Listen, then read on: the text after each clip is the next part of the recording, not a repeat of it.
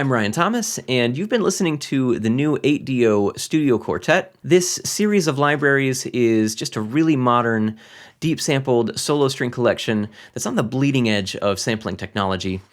Each instrument has just a massive 88 articulations, including true Sordino versions of almost all the articulations, and that does include Legato, which is really cool. And they've just been meticulously recorded to be as consistent with each other as possible. This video is basically going to show you how you can use every instrument in this collection sort of as a section.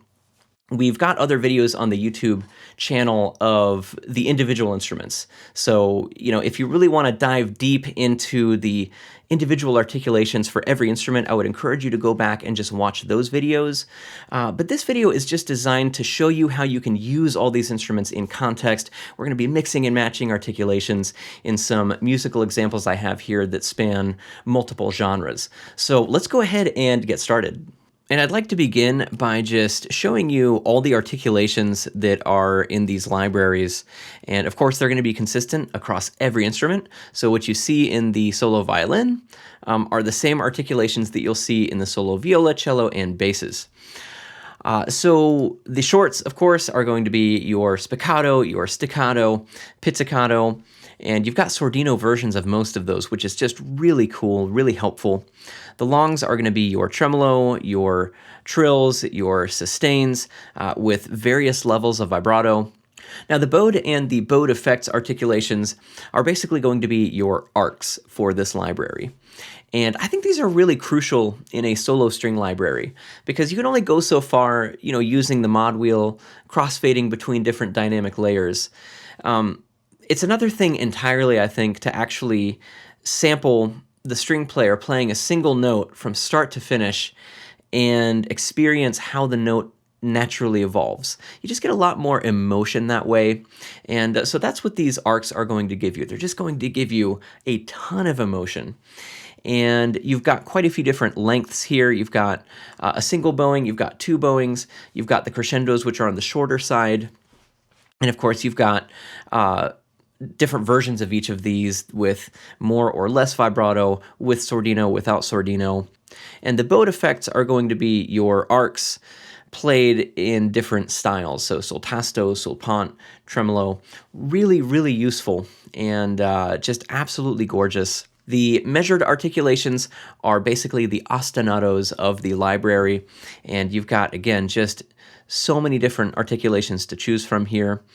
And the performance articulations are going to basically be your phrases. And these are pre-recorded phrases, so you get all the realism of the actual string player playing these phrases as a single sample. So let's go ahead and give a listen to the first musical example that we have here. I've combined some sul tasto, some other sustains, and some legato in this really fun excerpt here. So let's give that a listen, and I will have all the interfaces open so that you can see which articulations are being triggered at various times. So let's give that a listen.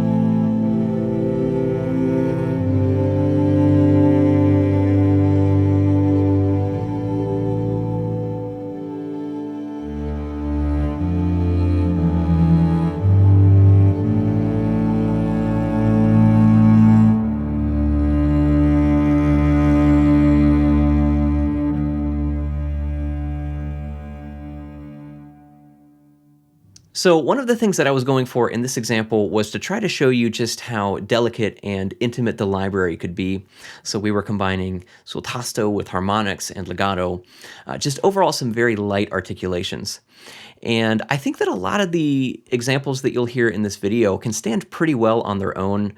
For a couple of them, I might want some additional orchestration, but I don't think I would need that for this one. If you were writing this for like a wilderness scene in a film or a TV show that called for a sparse soundtrack, I think this would do really well just on its own. So let's move on to the next example here and check it out.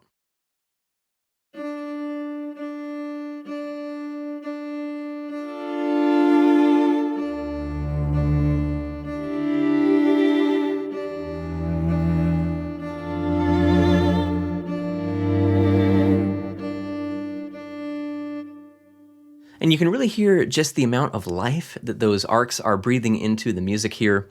And of course, the viola isn't just playing some short notes that have been individually recorded and then just sort of strung together. It's actually playing a phrase. And the way that the bow rests on the string when it's not moving, it still gives you some sonic content. There's a little bit of magic in between those notes that you can really only get from recording them this way. So let's go ahead and move on to the next example here. We are going to explore some of the shorts, some of the runs in a bit of a faster passage. And one thing that I do want to point out is that we're alternating here between the martelle abrupt and the martelle hanging, which is a slightly longer articulation, just to switch it up a little bit and give a little bit of an emphasis to those particular notes. So you'll be able to see where that's happening in the interface and in the key switches that is in the MIDI data here.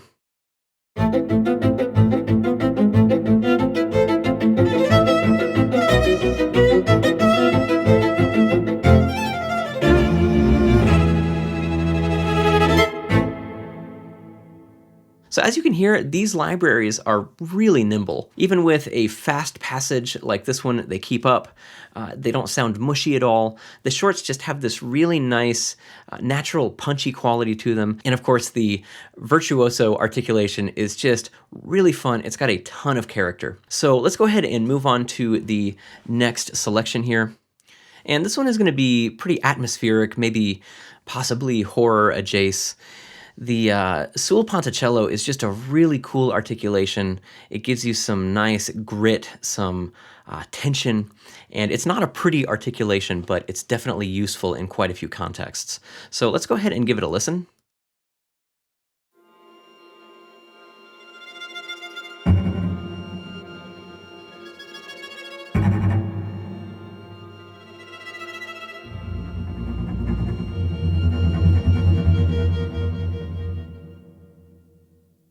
And I'm using a ton of articulations in this one, so I'm not going to take the time to point them all out to you.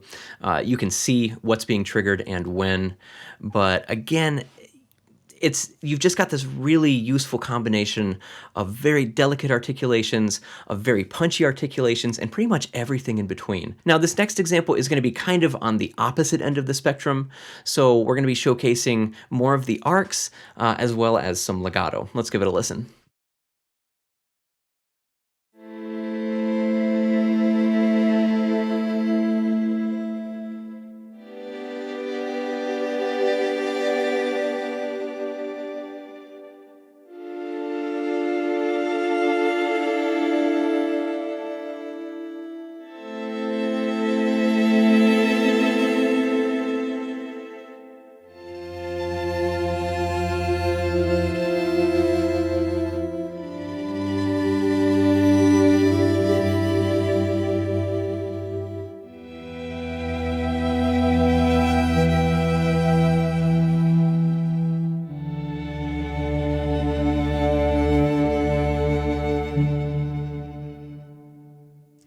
And I think one of the takeaways from this selection is just how nice it is to have the exact same articulations in every instrument.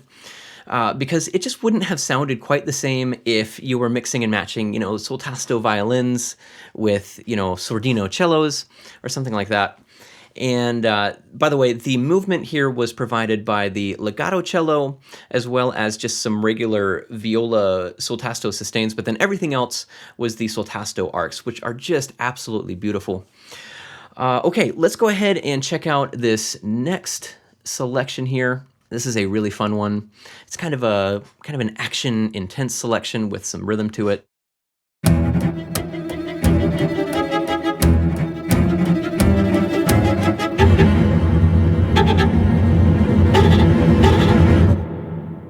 So yeah, there's a ton going on here. With this one, I just wanted to see how many articulations I could use. And so we've got some of the phrases, we've got trills, we've got tremolo, ostinato, just a ton of different articulations here. And one thing I did want to talk about was the importance of having those subtle variations on kind of the same articulation. So, with this library, you'll get things like spiccato brushed and spiccato pointed. And you might say, well, okay, do I really need those two articulations? I could probably just live with one or the other. Yeah, you probably could, but listen how the intensity increases just in the violin when it switches from spiccato brushed to spiccato pointed.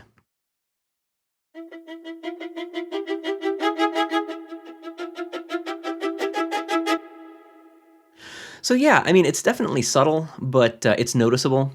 And I think when it comes to composing, when it comes to MIDI programming, the devil really is in the details. And I think that when you're able to add interesting details, like, what we did in the violin just by very subtly shifting the color, it just makes your music that much more interesting. And it definitely tends to have a cumulative effect, so you might not notice those little color changes in one track alone, but if you incorporate them into all your other tracks, you just end up with something that is much more interesting to listen to, much more engaging, and just much more lifelike. So again, I do see a lot of value in having just all these articulations to choose from. So let's go ahead and check out the legato runs. I think that this articulation kind of deserved its own example. So we're just going to start off with the violin and go all the way down to the bass.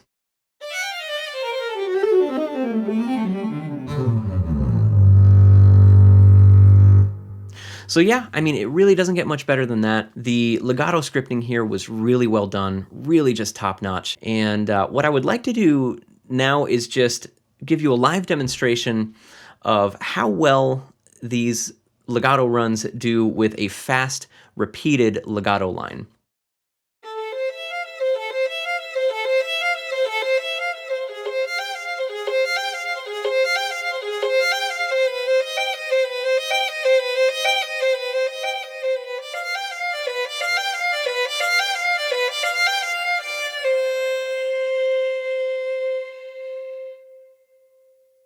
So, my very mediocre playing skills notwithstanding, it's just super easy to get really good results with this really quickly. And that is actually going to conclude this walkthrough. If I could, I just want to leave you kind of with two big picture items. Number one being that I think having this many articulations is just really, really valuable. Having the ability to just add those subtle variations in the color is just really empowering, and it makes your music that much more interesting. I think that, one more articulation is one less limitation, and even though it can actually be kind of overwhelming at first to start exploring a library that has so many articulations, I think that at the end of the day, it really, really is worth it. And you only have to learn one of the instruments because, again, there's just a remarkable degree of consistency between all the instruments in this series. And the second consideration here is just that having those arcs and those playable phrases is, again, just so empowering because you're able to introduce this really natural, organic emotion to your writing that you just can't get really any other way. And they're also just very easy to use. I don't find them very limiting at all. There's quite a few libraries out there that incorporate pre-recorded phrases, and some of them can just be very limiting. These are not that way. So in any case, I hope this was informative, and thank you so much for watching, and we look forward to seeing you in the next video.